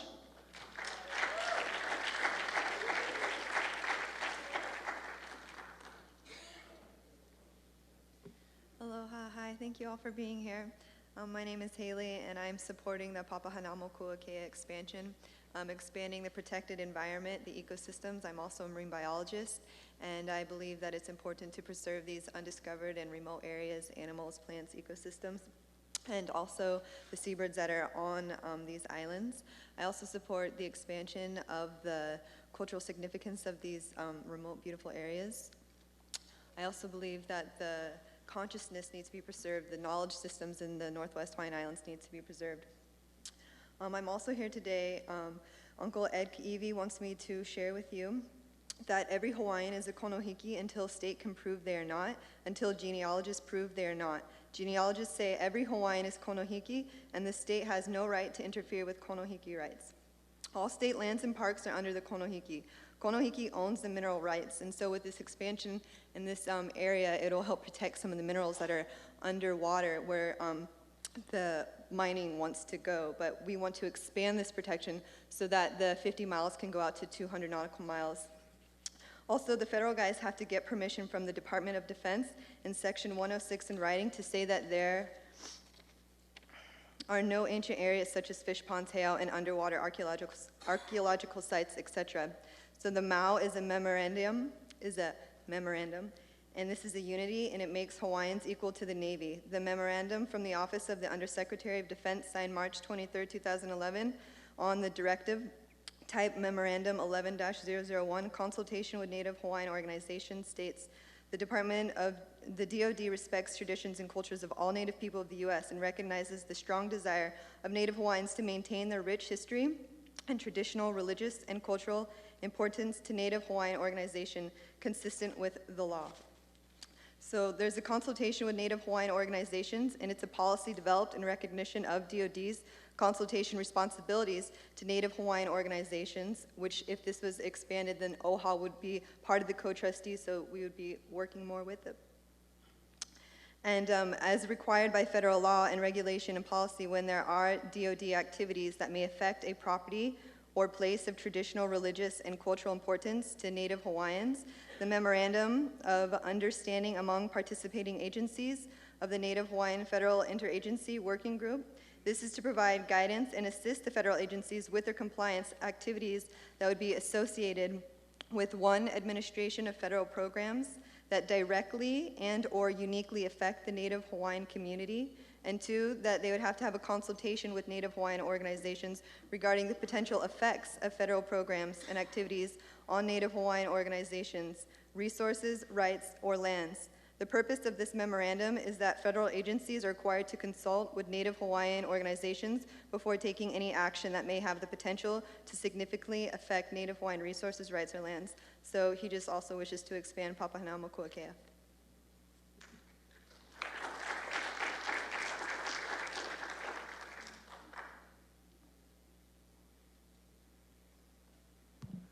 Okay, so we're down to just a few names and comments to be spoken. So if anyone does still want to speak, you can go outside and still get a few comment cards. Otherwise, we'll read the last few names that we have. Mark Oyama, Jimmy Tokioka, Kamealoha Smith, and Francis Merriman.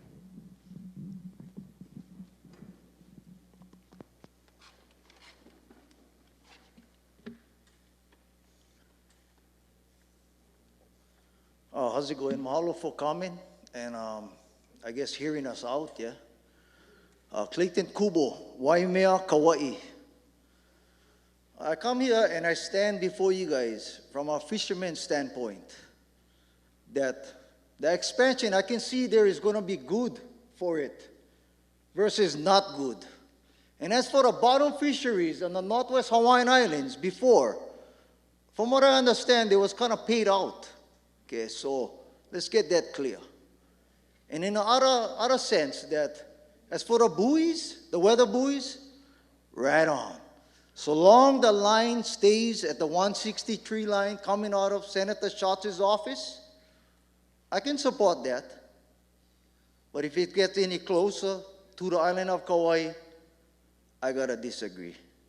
Mahalo nui for your time. And like I said again, thanks for coming. Aloha.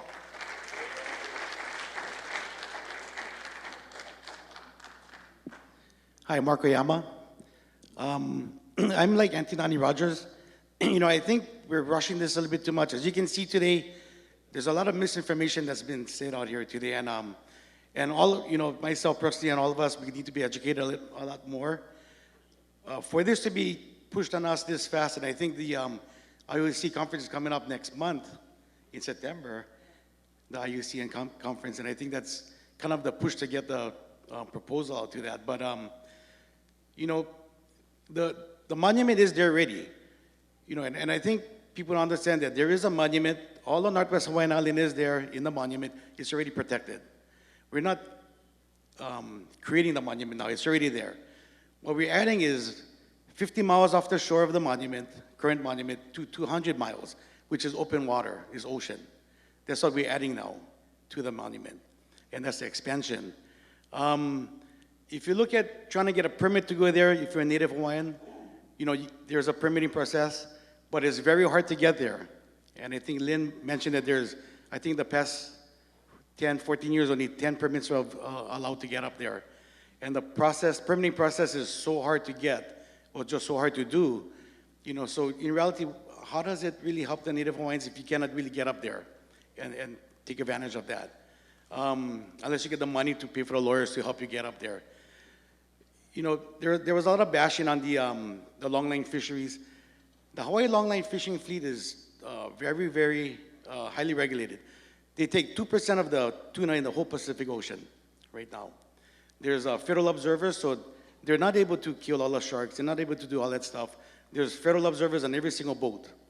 My biggest fear is that if the longline fishing fleet is removed from there, currently there's international fishing fleets coming into the area and fishing there. They don't have any regulations. They do drift netting, they can do seining, all those things. The ones over there to regulate them, they're going to wipe us out and even be, it can create more harm than good. What we think is going to help us, it can actually create more harm for us. And I think the process that we do, we should actually have an informational meeting before all this testimony came out so we can all be better educated on this. And I think we're rushing it a little bit too fast. Thank you.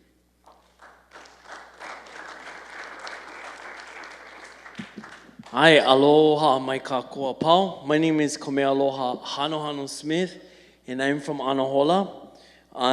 However, I live in the town of Kopa'a.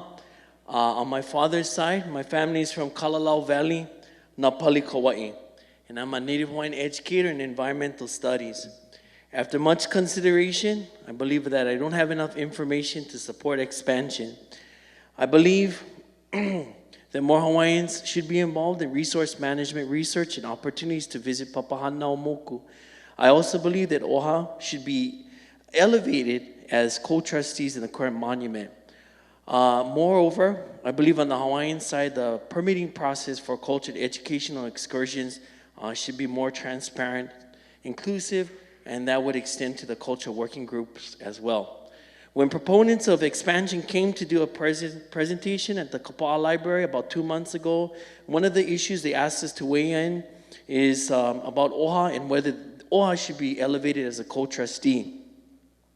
And out of all the things that we discussed that night, the only thing I agreed with is elevating OHA as a trustee. And now for the past 2 months, I've been out in my community and talking with people about what I learned at the meeting. And based on that discussion with people in my community, they wholeheartedly support OHA as a co-trustee. That should happen soon, now, as soon as possible. But in regards to the expansion, most people felt they didn't have enough information to make an informed decision. The last thing I was going to say was today I had the extraordinary opportunity to spend with both Western Pacific and the Office of Hawaiian Affairs. And I know that one sits on one side and the other one sits on the other side. I'm Hawaiian. The two guys I spent today with are both Hawaiian. And we had a wonderful opportunity to figure out how we could all work together so we can make things work for everybody. I really enjoyed my day with them. I really learned about a lot about what's going on at Papahanaumoku, and I really learned that no matter what side of the argument or whatever that you stay on, there is a way for us to sit down and to talk about this. One of the mo'olelo that I kept referring to and looking back on, it's a mo'olelo or a traditional story that comes from Hawaii Island. It's called the mo'olelo kapa'ahu, and it talks about when there are problems in the village and how we can solve those problems. At the end of the day, I said, ina ai ke kahi pilikia, pono kākoe, noho malie, wala'au, oki ka pilikia. And ho'ea mai, ka maluhia, ma ka honua nei. Essentially what he's saying, if there's a problem, we gotta sit down, we gotta talk about it, And we got to get rid of all of those bad feelings we have towards each other. And after that, we can have peace in the village. Mahalo.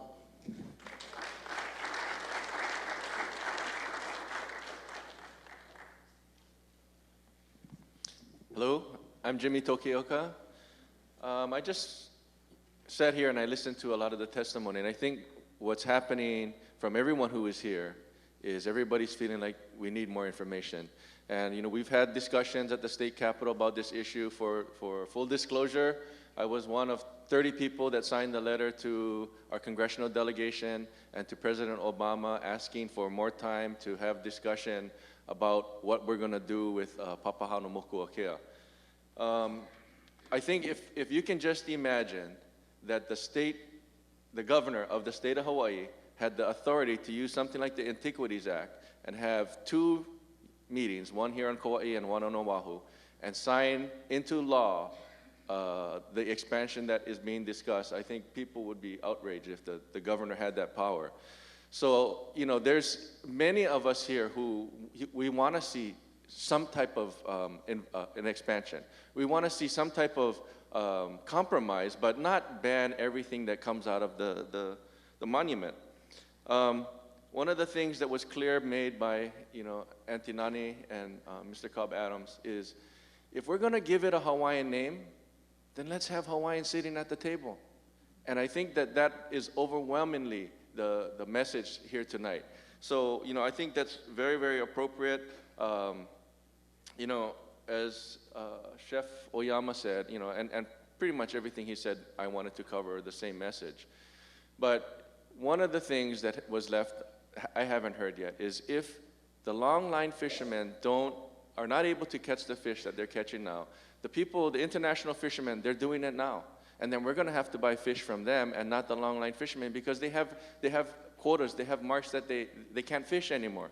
So I don't think that's fair, and what's going to happen is the price for poke, especially around the holiday time, is going to go skyrocketing, and I don't think that anybody in this room wants to see that. So, please, I know the conference is coming up. Hopefully we can spend more time to come up with, compromises and other ways to look at the same solution. Thank you very much, and thank you very much to the Department of Interior for coming to Kauai. Aloha.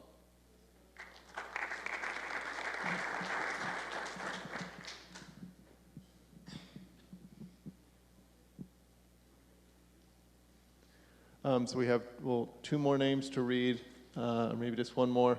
And there was a lost cell phone. It is at the desk in the lobby if you realize you don't have your cell phone in your pocket.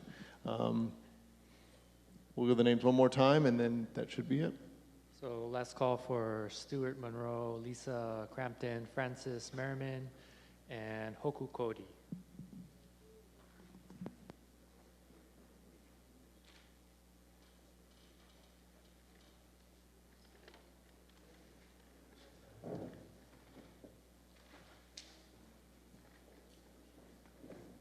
Okay, you're sure nobody else wants to say anything?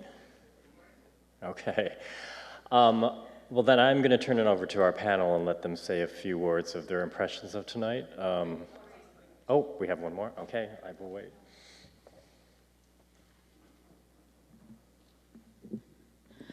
Aloha mai kako. Kind of cleared out, mostly our side. Aloha. My name is Hoku Cody. I'm a native scientist in wildlife biology, focused on coastal habitat for seabirds and monk seals. I've been in conservation for 12 years, and between 2013 and 2015, I spent nearly 2 years living and working in Papahānaumokuākea, focused daily on reversing human impact through eradicating invasives, planting natives, removing marine debris, and conducting long-term reproductive studies. In this dense and long stand, the monument, I had a very unique and ethereal experience that I feel a kuleana to come and speak on behalf of those places that we seem to have forgotten in our, as people from Hawaii.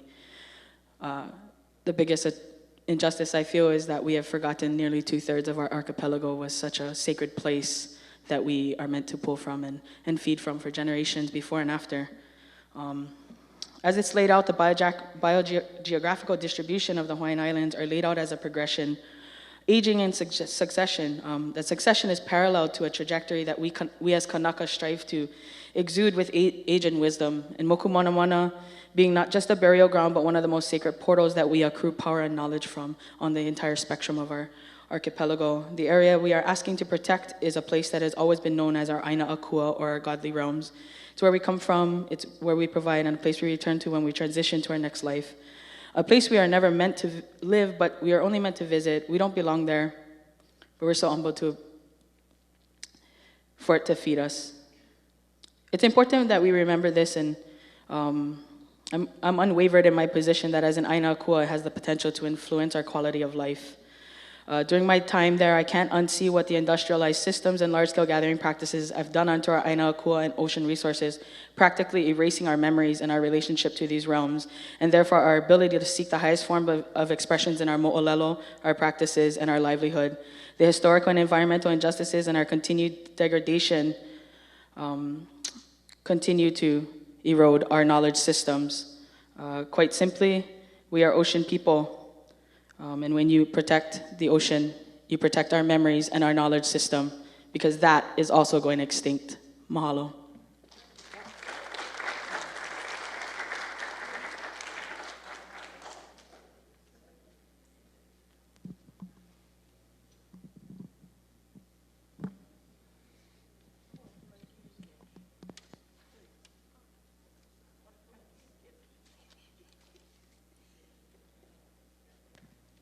Okay, so there was some confusion that people are signing up again.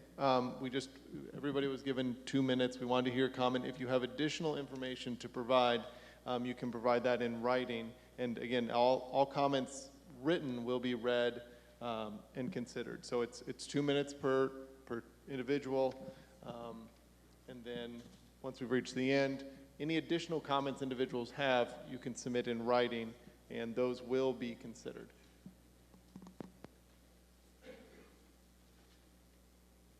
Names? Hope, Kauai, Tammy Harp, and Jessica Fu.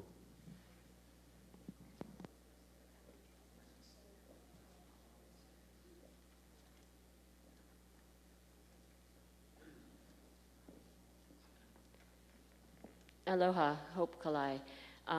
Thank you for being here. Thank you for coming, but I feel this meeting is backwards. And it should be Hawaii asking the feds to come to the table to take over Hawaiian waters. It's not, I don't think anybody here really questions the protection. It's the process. It's the Antiquities Act process. And I really believe this is a monumental decision that really should be considered through the NEPA process with a full cultural impact assessment.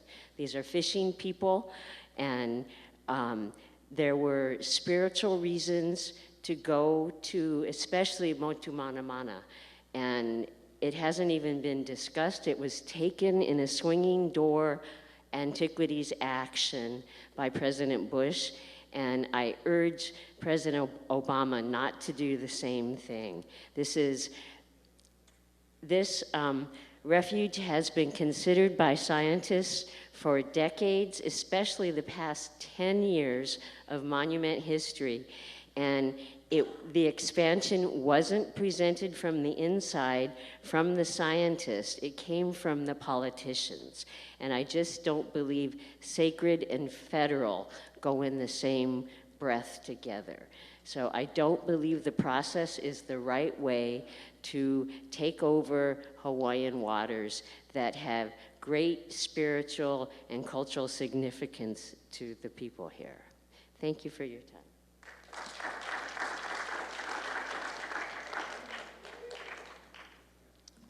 Aloha, everyone. Tammy Harp. I always believe Kauai is the most manaful place in ko Hawaii Pai Aina. I'll start off with Oha first, and then I'll go right into a quick rundown of 2014 and the longline fishery portion, which would be considered hooks and pounds landed. support OHA's elevation as a co-trustee under the conditions that OHA agreed to consult with the cultural working group prior to any management decision-making. Oppose the transfer of the position to a federally recognized Native Hawaiian governing entity as it would consolidate too much control under the influence of the federal government. If OHA ceases to exist, support transferring the position to the cultural working group who would better represent Hawaiian interests. As for the long line, just for Native NWHI hooks deployed in 2014, 2,477,085. Main islands, 8,461,207.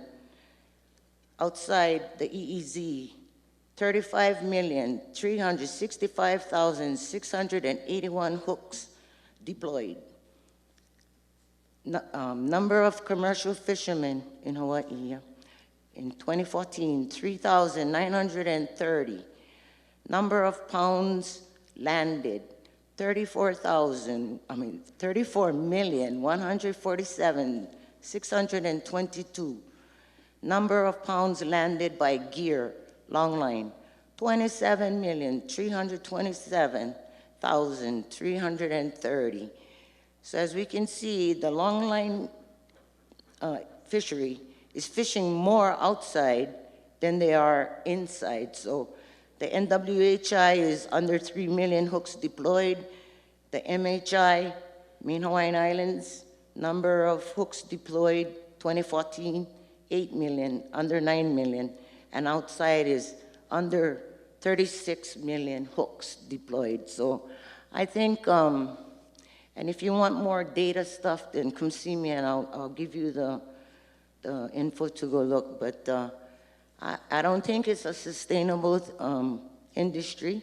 Whether Senator Kochi thinks that the current goes only one way, there's a counter current. So that's our fish, it's our resource, and yes, Governor Ariyoshi, that ocean, as you say, it belongs to us too. Mahalo.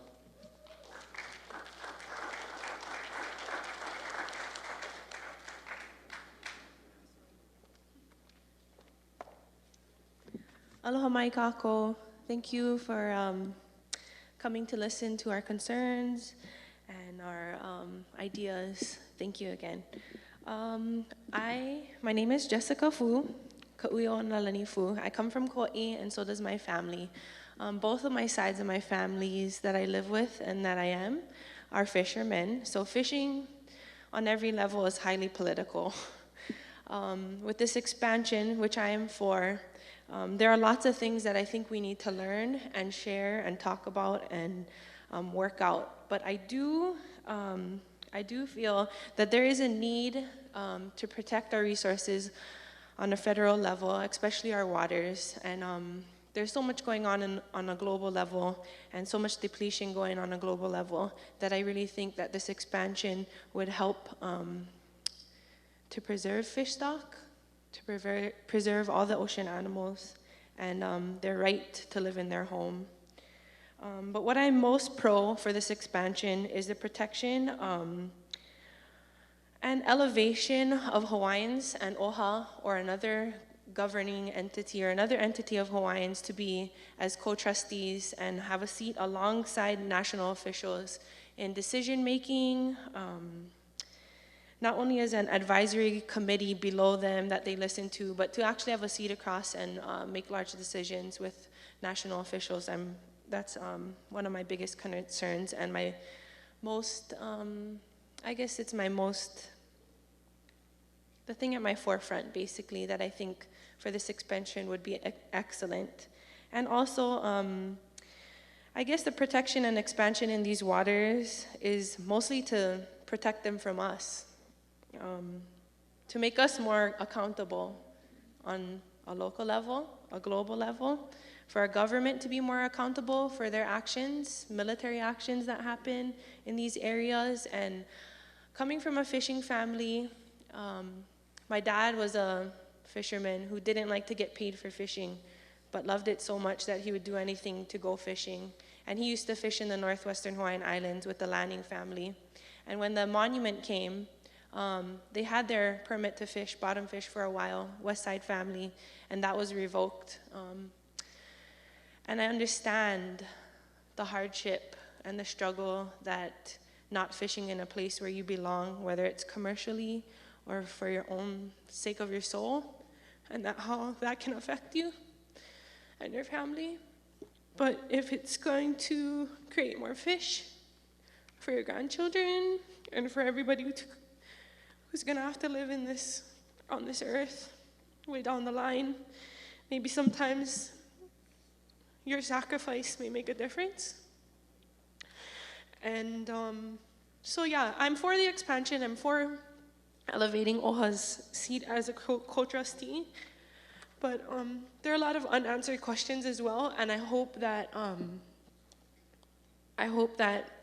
just this proposal in general is going to open a lot of doors for young people and families of Hawaii to get involved in the fishery, in the monument, and just for all of us to take better care. And one last thing, I was awarded an opportunity to go to Pihemanu, Midway Atoll, in 2010 by being a student at the University of Hawaii, Hilo, working through a small class of individuals, a cohort of ku'ula students, we call ourselves. Ku'ula is the god of fishing in Hawaii. And that research that we got to do there and that experience has made an everlasting effect. And so that's why I am here today in whatever capacity that I can to protect that area. I don't know how that looks like or how this proposal would exactly change that, but there needs to be some deeper level of protection. Mahalo.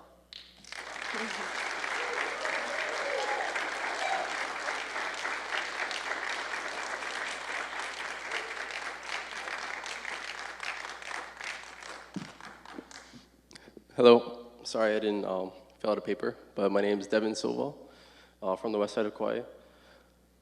Thank you again for coming and hearing us out.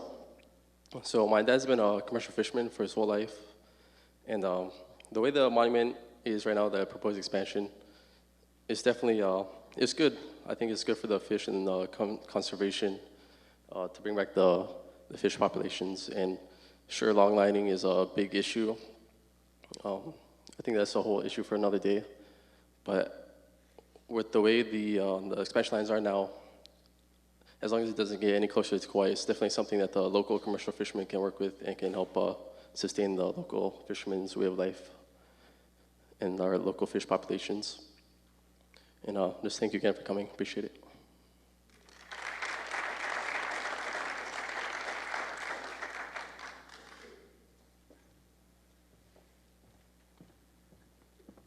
All right, I believe there are no more speakers, so I would like to ask my panel, my co-partner here, Robin, if she has a few final thoughts. I'll end with what I said at the beginning. Thank you very much for giving of your time. It's so important to hear comments not only on paper and what they might say, but voices. And I appreciate the opportunity to hear your voices and of many perspectives.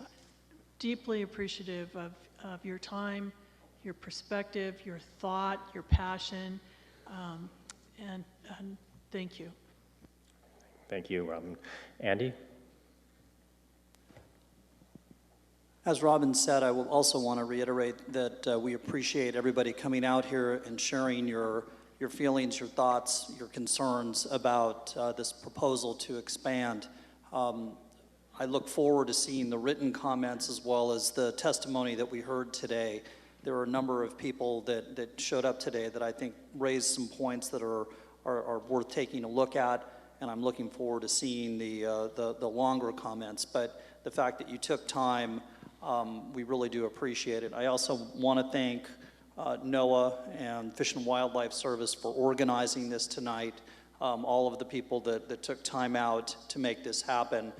Whenever you do one of these public meetings, it does take a lot of work, and the people that put the time in, we really do appreciate it. This is obviously an important issue, and we're thankful that the president decided that it was important to come to Kauai, to come to Oahu, and to listen to what people had to say. So thank you all, and good night. Thank you, Andy. Alan? I just want to add to the comments that Andy and Rob, and I'm sure Alan would say the same, is to thank everyone for your thoughtful input. You know, we can't do our jobs as staff to our elected officials without listening to the community. And the information or the comments that you provide are important for our members to then go back to the federal departments that are going to advise the president on a very important decision that is going to permanently affect Hawaii. So you taking the time to come here today, whether you spoke or whether you're going to submit comments, or whether I know some people just came here to listen and learn and educate themselves. We appreciate that. You guys help us do our jobs better. So thank you very much. Thank you, Alan. And on behalf of NOAA, I would also like to thank you, the people of Kauai, for showing up tonight and listening to our rules and sharing your thoughts with us. So this does conclude the meeting, and I thank you again. Thank you.